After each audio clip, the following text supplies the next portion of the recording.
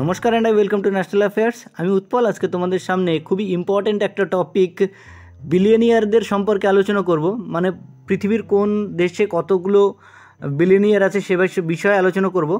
তবে টপিকটাতে যাওয়ার আগে তোমাদের কাছে যথারীতি জিজ্ঞেস করবো একটা কোশ্চেনটা হলো, who becomes the new prime minister of Portugal? তো কমেন্ট সেকশানে তোমরা এর উত্তরটা করো। যার উত্তর সঠিক হবে তাকে দিয়ে দেবো একটা হার্ট রিঅ্যাক্ট, তাহলে তোমরা বুঝে যাবে সঠিক উত্তর কোনটা, এবং আমি চেষ্টা করব এর উত্তরটা ভিডিও শেষে দিয়ে দেওয়ার। তো তোমাদেরকে আমি যেমনটা বললাম যে recently Huron India research institute একটা রিপোর্ট পেশ করলো।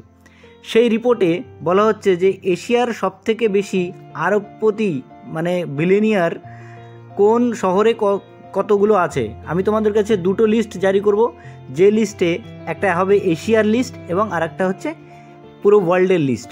তো এশিয়ার লিস্টে মুম্বাই কিন্তু প্রথমবারের জন্য নাম্বার অফ বিলিয়নিয়ার্স মানে এশিয়ার ভেতরে সবার উপরে চলে আসলো মুম্বাই।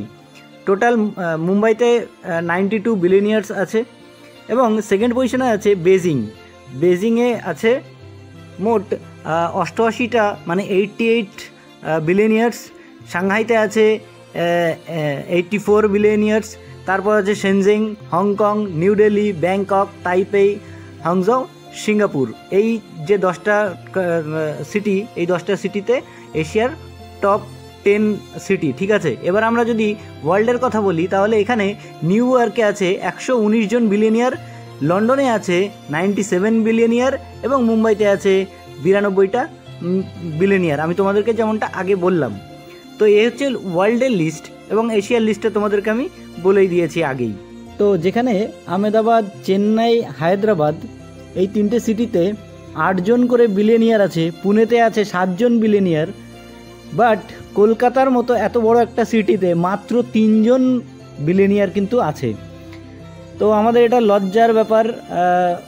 আমি জানি না পশ্চিমবঙ্গ সরকার এই ব্যাপারে কি কাজ করছে পশ্চিমবঙ্গের ডেভেলপমেন্টের জন্য। তো আরেকটু ইনফরমেশন তোমাদেরকে দিয়ে রাখি যে ঢাকার মতো শহর, বাংলাদেশের ঢাকা, সেখানে কিন্তু মাত্র 1 জন বিলিয়নিয়ারের অস্তিত্ব আছে। তো এই ছিল আমাদের ইম্পর্টেন্ট টপিকটা। এবার আমরা চলে আসবো আমাদের কোশ্চেনটা হলো যে who becomes the new prime minister of Portugal? তো অপশান এ, লুইস মন্টেনেগ্রো। এনাকে পর্তুগালের নতুন পিএম হিসেবে নমিনেট করা হয়েছে, যদিও এখনও কিন্তু ইনি পিএম হয়নি। সে ভ্লাদিমির পুতিন রিসেন্টলি 88% ভোট নিয়ে তিনি কিন্তু আবারও রাশিয়ার প্রেসিডেন্ট হয়েছেন। শাহবাজ শরীফ পাকিস্তানের বর্তমান প্রধানমন্ত্রী হিসেবে নতুন নিযুক্ত হয়েছে এবং যে Simon Harris option D option, ইনি কিন্তু আয়ারল্যান্ডের নতুন পিএম হিসেবে নিযুক্ত হয়েছেন। তো এই ছিল আজকে আমাদের টপিক। আশা করছি তোমাদের বুঝতে কোনো অসুবিধা হয়নি। তো সামনে কোনো একটা ইম্পর্টেন্ট টপিক নিয়ে এসে আমি আবার হাজির হব। সো ততক্ষণ পর্যন্ত বাই।